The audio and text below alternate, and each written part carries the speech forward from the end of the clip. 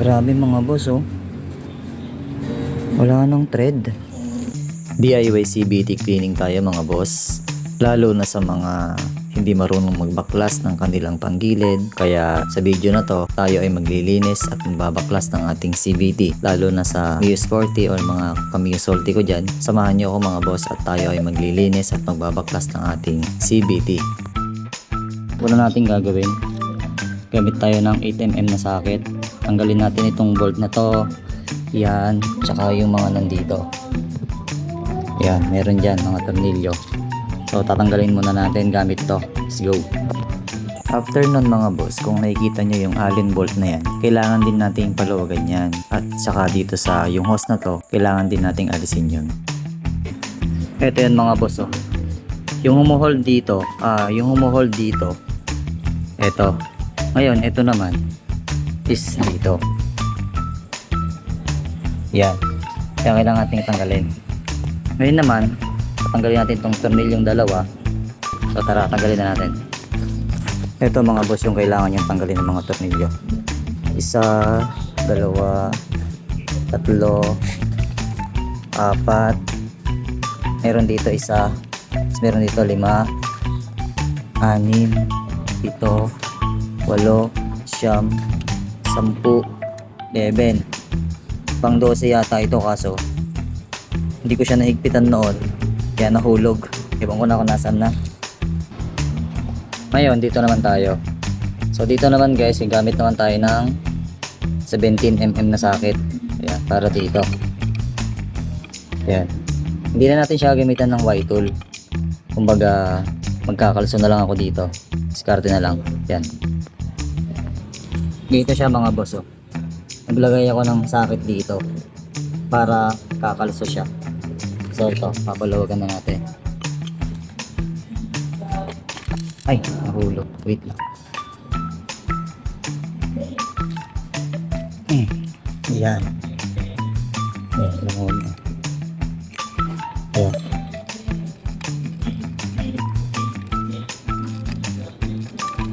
Ay, malis. Okay. Yan guys. Lagyan lang ako ng socket dito. Ang kalso lang. So ngayon tatanggalin na natin itong ating pulley. Tapos itong mga boss yung pagkasunod-sunod niya. Isang nut dito. Tapos merong washer dito. Ayan yung washer. Ayan yung nahulog. Tapos itong lock na to. Sunod naman itong ating, ito naman ngayon yung ano tawag dito? Kalimutan ko tawag dito ah. Basta yan.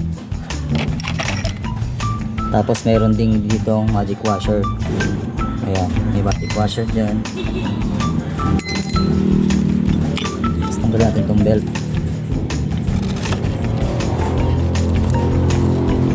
Ito na ngayon yung ating pulley. Naalala ko na. Drive piece pala tawag dito. Ito yung pulley natin. Ayan, ito yung mga bola. Ayan. Tapos, yung backplate natin na iwan. Ito yung backplate. Ayan. So ngayon guys, lilinisan na natin to. Let's go. Ito mga boss, gumamit lang ako ng gasolina. Ito, panglinis.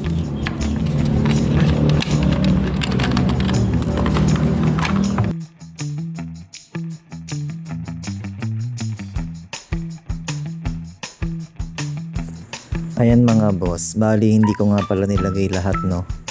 Kasi gagamitin ko pa yan dito sa ating torque drive. Nilinisan din natin yan.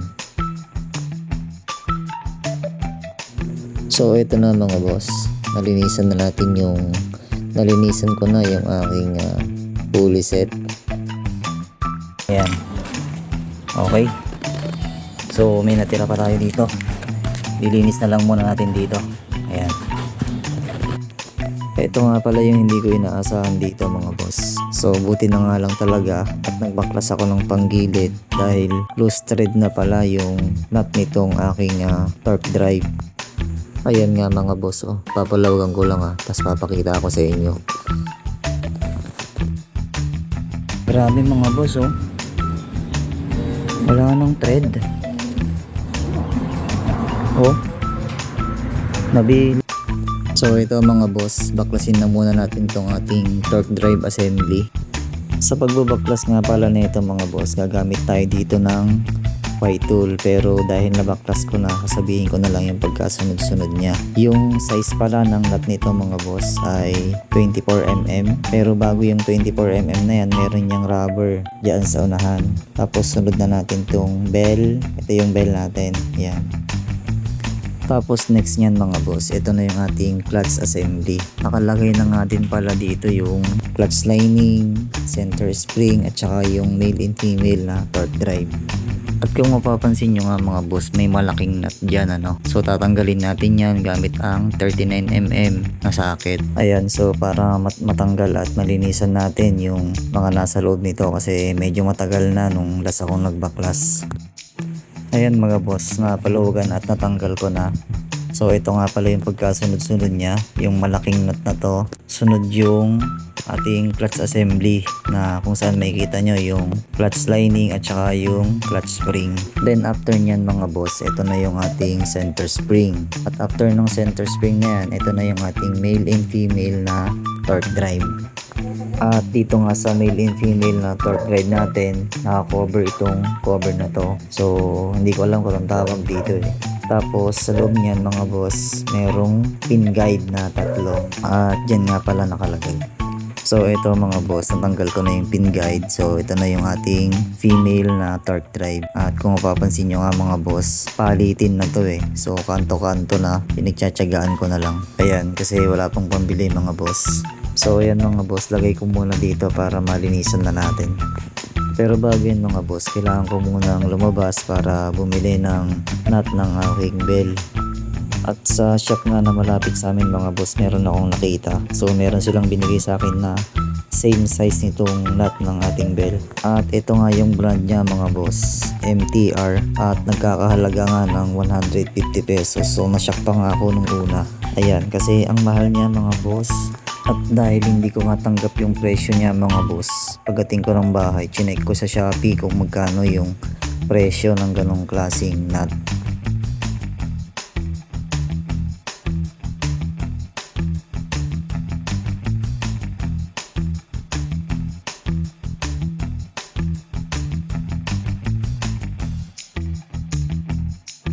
At ayan na nga mga boss, lumabas na yung totoong presyo. So siguro pwede naman nilang ibigay ng siguro kahit mga 100 pesos ganun, di ba? Pero siguro dahil kailangan ko at wala akong choice, nagbigay na lang sila ng presyo na hindi na makatarungan.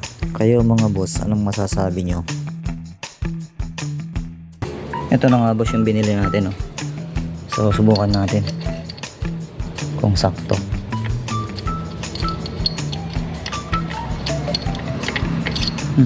Parang may problema na yata itong thread nitong ano. Ayun, okay. Sakto. Yan. Ayun, okay na. Sakto siya. So ngayon, tuloy na natin ang paglilinis. Yan. Let's go. Mga boss, sa ating, dito pala mga boss sa ating, dito sa ating lining, kailangan lang natin ng matibay-tibay na tali para panghihila natin dito sa ating clutch spring. So, subukan natin na. So mga perse, ayan o, hila ko lang. So subukan natin dito sa isa ulit. Tali lang ang gagamitin natin. Hindi ko siya mga perse, hawak ko itong cellphone. Ayan, ano lang.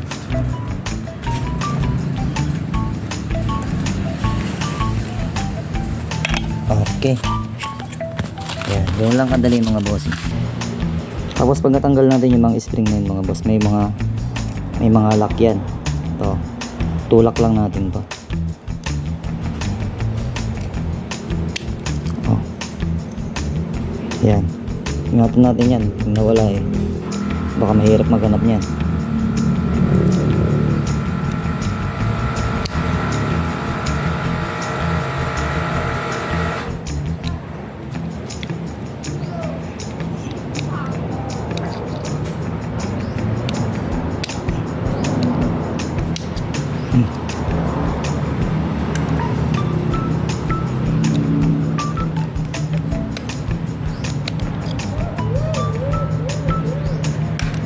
Yan. Ngayon, matatanggal na natin to. May mga, ayan, tanggalin pa natin to isa. Ayan, ganyan lang mga bossing. Ayan, pare-parehas na yan. Pwede rin naman nahugutin mo na siya direkta. Ayan. Tapos, may mga goma dito. Ayan. Nilinisan din natin yan. Tatlo. Okay. So ngayon, linisan na natin. Babrushin lang natin gamit to. Let's go. Ito na mga boss. Massemble ko na tong ating torque drive. Ayan. Assemble ko na. Tapos susunod ko naman ito. Ayan. Basta nangingatan nyo lang mga bossing. Dapat hindi sumobra yung pyesa ang tinanggal nyo. Ayan. Na-experience ko na kasi yan dati. Ano? Ayan. Basta ingatan nyo na may sumobra. Okay. Tuloy na natin to. Ito na mga bossing. Ayan o mga boss. Tapos na natin lahat. Ayan. Ngayon ibabalik na natin. So ayan na mga bossing. Finish na. Ayan na mga bossing. Nagkabit na natin. So kung mapapansin nyo, pagkakabit natin hindi pantay yung belt, no? Kailangan nating i-start yan para pumantay.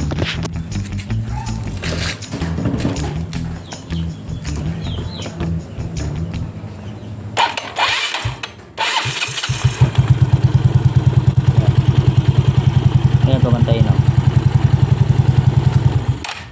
Okay na. Yan, pantay na. At kung mapapansin nyo, walang sumobrang pyesa dyan. Yan. Walang sumobra. Ito yung pinagpalitan natin, oh. Wala na to. Kalbong-kalbo na. Uubos yung thread, oh.